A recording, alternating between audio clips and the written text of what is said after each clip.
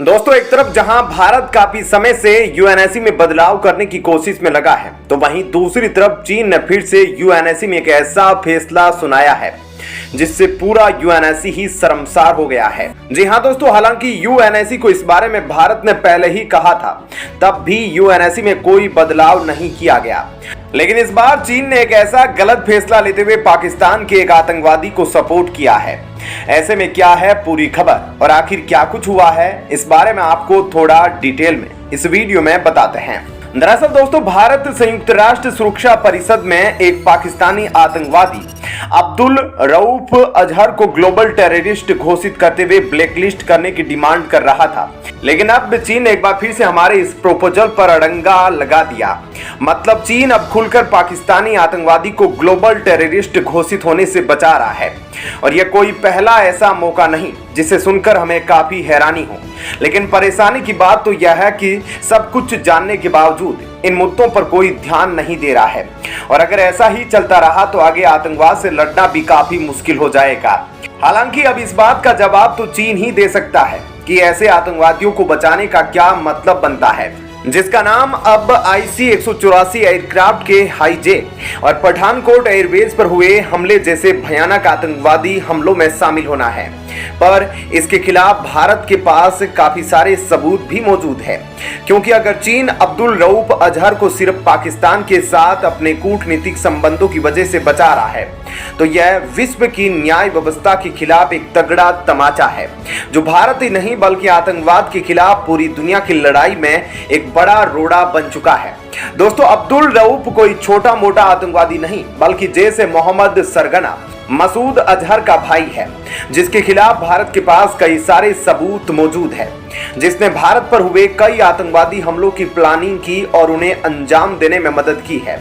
इसी वजह से भारत चाहता है कि हम अब्दुल रऊफ अजहर को भी ग्लोबल टेररिस्ट घोषित करवाकर संयुक्त राष्ट्र सुरक्षा परिषद द्वारा ब्लैकलिस्ट करवा सके, ताकि ग्लोबल लेवल पर इसकी पहुंच कमजोर हो जाए और भारत इन आतंकवादियों को आसानी से काउंटर कर सके।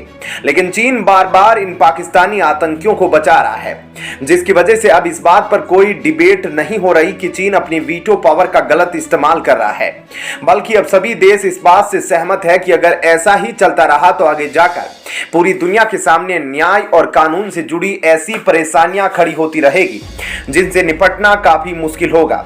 जिस वजह से भारत चाहता है कि हम यूएनएससी में बड़े बदलाव करें और चीन जैसे देश अपने वीटो पावर का गलत इस्तेमाल ना कर सके, क्योंकि इससे दुनिया को एक ऐसा नुकसान हो रहा है जिसकी भरपाई हमारी आने वाली कई पीढ़ियों को करनी है।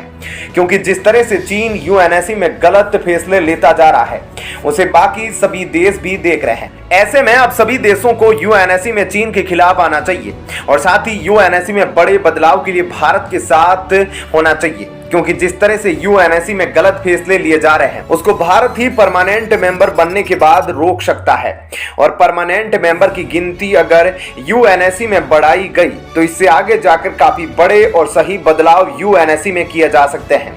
और देखा जाए तो इन बदलावों के लिए चीन को छोड़कर बाकी सभी देश तैयार भी है, लेकिन चीन अक्सर यूएनएससी में बदलाव के लिए तैयार नहीं होता है। और उसकी असल वजह यही है कि चीन ऐसे कई सारे फैसला लेना चाहता है जो अक्सर देशहित के खिलाफ है। और इस बार भी चीन के इस फैसले से पूरा यूएनएससी शर्मसार है। दोस्तों, ऐसे में इस खबर के बारे में आपकी क्या राय है, हमें कमेंट करके जरूर बताएं। और अब आपको बताते हैं ऐसी ही एक और बड़ी खबर। दोस्तों, अब 2050 तक भारत में कुछ ऐसे बड़े बदलाव होने वाले हैं जो भारत को हमेशा तक के लिए बदल कर रख देंगे। ऐसा कहा जा रहा है कि 100% ये बदलाव भारत में जरूर आने वाले समय में किए जाने वाले हैं। ऐसे में क्या है ये बदलाव और भारत में इनको किस तरीके से किया जाएगा, इस बारे में अब आपको थोड़ा विस्तार से इस वीडियो में बताते हैं। दोस्तों, भारत का लगभग 2,49,000 स्क्वायर किलोमीटर एरिया रेगिस्तान है, लेकिन अब भारत में इंसानों के पास वह टेक्नोलॉजी है कि हम बंजर और रेतीले रेगिस्तान को बदल सकते हैं हरे भरे ग्रीन लैंड्स में। वहां पर खेती की जा सकती है और वहां कुछ ऐसा भी किया जा सकता है जिससे क्लाइमेट चेंज हो रहा है उसे रिवर्स किया जा सके। इसके अलावा अगर 1/4 वाले इलाके में भी अगर हम हाई पोटेंसी वाले सोलर पैनल्स लगा दें तो बाकी का जो 75% रेतीला एरिया बचेगा उसके लिए पंप और बाकी अप्लायंसेज चलाने के लिए बिजली जनरेट की जा सकती है और वहां पर फिर अलग अलग तरीके से कम पानी और ज्यादा जमीन पर अच्छे से पौधों को उगाया जा सकता है। ऐसे में यह तो बात हुई कि भारत में मौजूद डेजर्ट्स को किस तरह से इस्तेमाल किया जा सकता है। इसके अलावा रेन वाटर को रोकने के लिए भी अलग अलग तरीके निकाले जा रहे हैं, जिसके लिए जमीन पर इस तरह के स्ट्रक्चर फॉर्म किए जा सकते हैं जिससे कि पानी जब वहां गिरे तो स्टोर हो जाए और उसका इस्तेमाल किया जा सके। इसके साथ ही एडवांस फार्मिंग इस समय की जा रही है और अब जो जमाना है वो ऑर्गेनिक रेवोल्यूशन का है। आपने अपने आसपास की दुकानों में जरूर देखा होगा कि आमतौर पर जो आम दाल या चावल खरीदते हैं वहां पर ऑर्गेनिक दाल और चावल भी मिल रहे हैं, बस उनका रेट आम दाम से थोड़ा ज्यादा है और इनको ऑर्गेनिक खाद की मदद से उगाया जाता है जिसमें ज्यादा पेस्टिसाइड या फर्टिलाइजर का इस्तेमाल नहीं किया जाता। नेचुरल वेस्ट और पुरानी फसलों को बचाने में कामयाबी मिल रही है। यह एक ऐसा रेवोल्यूशन है जिसे अपनाकर भारत के किसान अच्छा खासा पैसा भी कमा सकते हैं, क्योंकि ऑर्गेनिक तरीके से फार्मिंग करने से फसल काफी ज्यादा पैसा देती है। ऐसे में स्वास्थ्य और पर्यावरण के लिए यह अच्छा होता है और इससे मुनाफा भी अच्छा खासा होता है। इसके अलावा भारत में कचरे से भी बिजली बनाई जा रही है। ऐसे में वेस्ट रिसाइकलिंग भी आज के समय में एक बहुत बड़ा धंधा बन गया है और यह इंडस्ट्री बनकर भारत में उभर रहा है। ऐसे में वेस्ट मैनेजमेंट के जरिए भारत में जितने भी काम किए जा रहे हैं उससे न सिर्फ लोगों को अच्छा खासा मुनाफा मिल रहा है बल्कि सरकार की तरफ से सब्सिडी भी मिल रही है। इसके अलावा अब हमारे देश में कंस्ट्रक्शन ऑफ इको हाउसिंग का कंसेप्ट भी चल रहा है।